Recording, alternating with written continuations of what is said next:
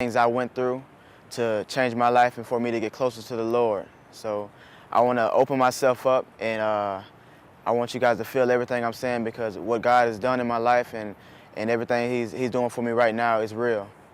But I want to start with this summer. Me and a couple of the guys were doing some Bible studies with our coach, our strength coach, Don Decker, and a couple other of his friends. And one night we were sitting at a table. He got us all together at the dinner table, and he just basically asked us one by one, what's holding us from the Lord, and what do we think has to happen for us to get closer to the Lord. And I was kind of thinking before he got to me, what am I going to say? And once he got to me, I told him I hate to say it, but it's going to take something very dramatic, something bad is going to have to happen for me to change, because I was so used to that lifestyle that I was living, and I was living with a lot of sin, and I was just so used to that. That's all I knew.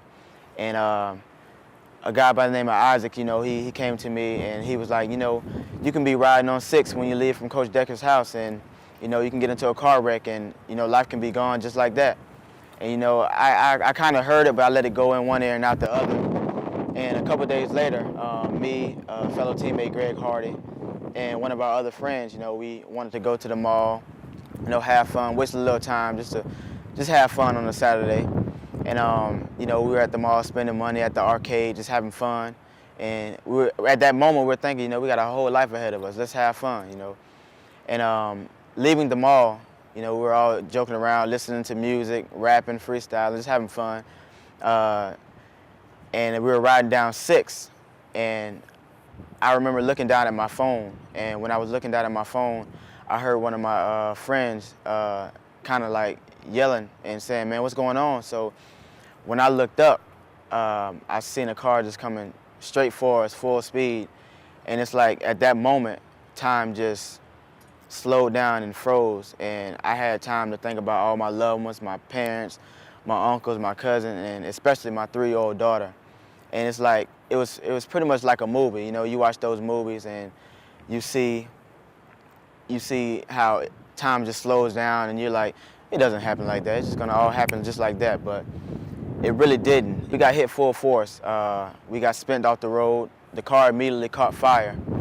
And we were able to get out the car, but I was just so shaken up. I wanted to call my daughter and let her know that I love her, because my life could have been gone at that moment, and I'm still here. So I ran to the car actually while I was on fire. I really didn't know where my phone was, but I know it was because of the Lord, and He brought me exactly to where my phone was, and I picked it up, and I ran away from the car, and I called my parents, and I was crying and talking to my mom and just letting her know what happened, and she started crying, and I asked her to speak with my daughter just to let her know I love her, and to let her know that I'm happy to be her father, and from this day on I was going to call them every day and let them know how much I loved them.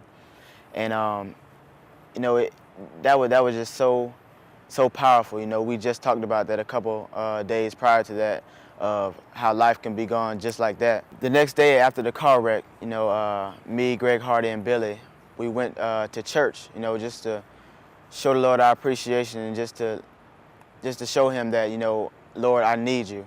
And the pastor actually sung a song that day, and it really brought me to tears, brought all of us to tears. And that's when I knew at that moment that I needed the Lord. And I knelt on my knees and I prayed to Him, and I asked Him to come into my life, come into my heart, and make me a new man. And that's what I did. Since that day, this necklace right here, it's just a small cross. And I never really wore it, but this day I did wear it, and I was in that car accident. And I never take it off now. I wear it everywhere I go, no matter what. Well, I take it off during practice. I don't want it to get broken, but I keep this as a reminder of how precious life is, and now every day, I'm helping to influence younger kids, adults, and I just want to take my experience and just tell the whole world about Jesus Christ and God, because it's a real thing. And it's just so powerful. When I think about it, I just think that I'm so lucky to still be here, and it's the grace of God and the mercy of God that I'm still here. And I want to close right now with a passage. It's from Luke 15, verse 4 through 7.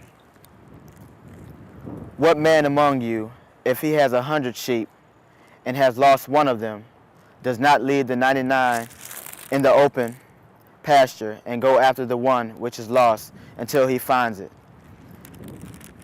And when he has found it, he lays it on his shoulders, rejoicing.